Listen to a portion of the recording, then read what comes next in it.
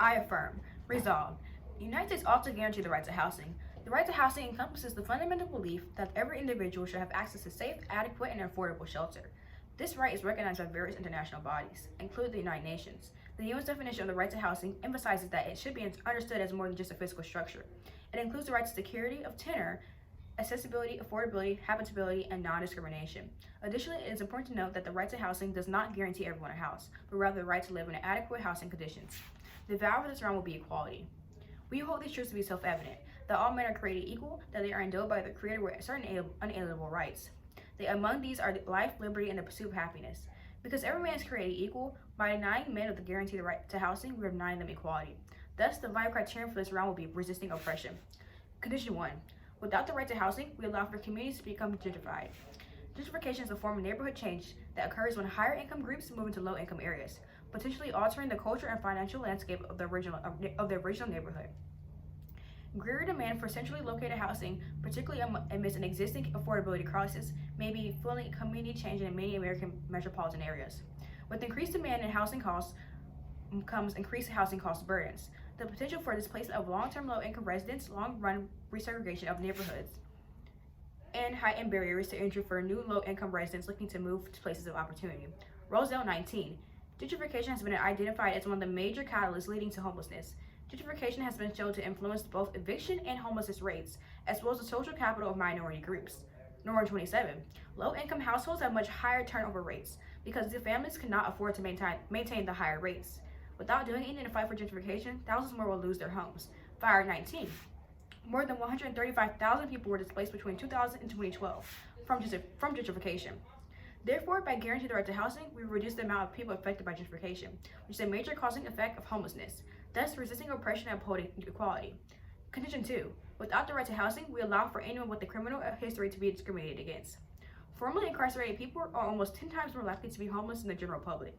Before formerly incarcerated people can address health problems, find stable jobs, or learn new skills, they need a place to live. Past incarceration and homelessness are linked.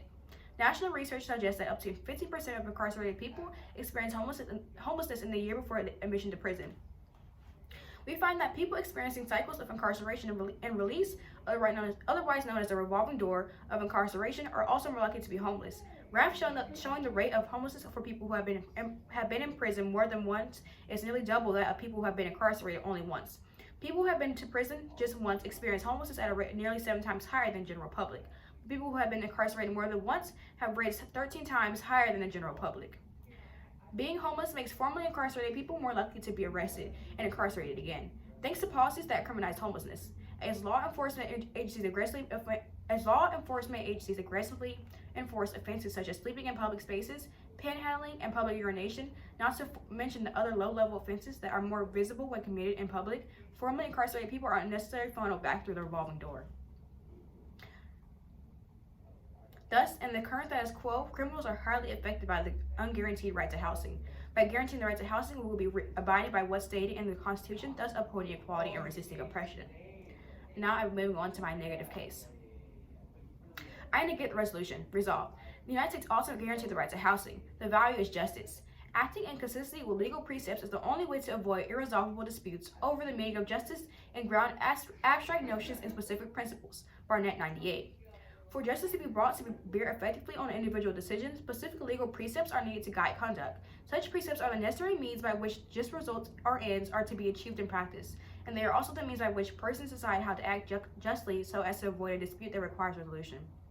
Thus, justice requires consistency with the U.S. Constitution, because the Constitution establishes an assumption of rationality and universality that citizens in the state are equally held to.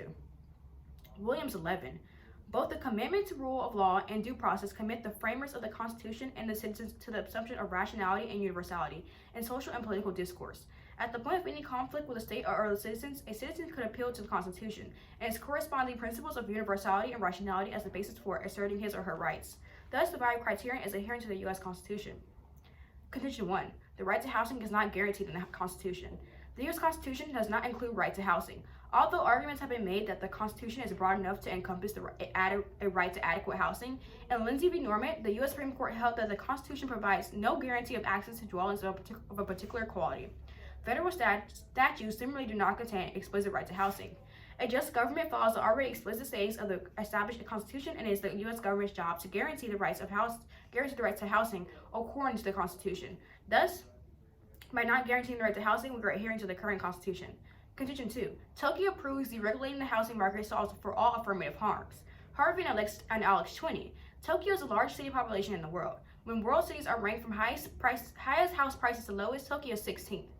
Over the last 20 years, Japanese real residential property prices have declined by roughly 1.40% per quarter. Over the same period, UK and US real residential property prices have increased by 3.73 and 2.03%. This incredible outcome is a consequence of Japan's dynamic and deregulated housing market. Zoning regulations in Tokyo involve setting limits on nuance levels rather than specifying how specific land can be used. Almost all Japanese property can be used for mixed developments. Even in areas that are zoned as industrial, there is nothing to stop a developer constructing a housing complex for willing buyers. Unlike other parts of the world where height restrictions are absolute, in Tokyo, height restrictions are far more malleable so long as builders accommodate neighboring properties' rights to sunshine. Compare this with the effects of inflexible height restrictions in Manhattan. During the 1950s, competitive housing markets ensured that tens of thousands of new units were built while prices remained flat. However, the height restrictions introduced in the 1970s means that despite skyrocketing prices, the housing stock has grown less than 10% since 1980. As Salwa 2011 points out, the proportion of new housing units in buildings 20 stories and higher, which have been increasing in Manhattan from the beginning of the 20th century until 1970, suddenly reversed and began a decades-long decline.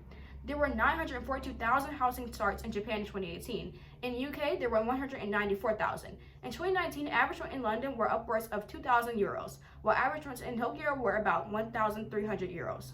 The flexible housing market always means that old homes are being regularly knocked down for new homes to be built, ensuring that Tokyo's dynamism is sustained. By deregulating the housing market and modifying current zoning setups so that they potentially adopt zoning systems in Japan, we can solve the problem of the right to housing in the U.S. without having to adhere to the Constitution, thus upholding justice.